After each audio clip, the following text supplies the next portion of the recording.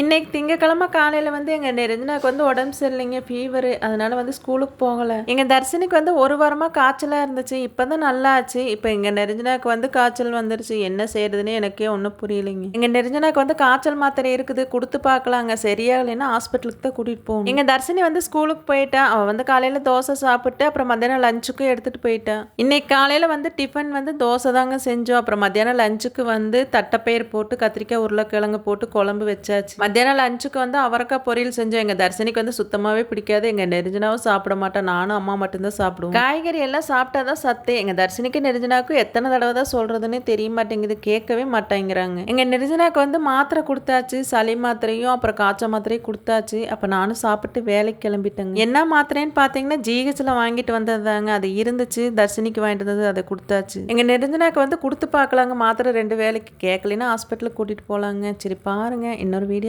பார்க்கலாங்க. ஓகே, பாய்.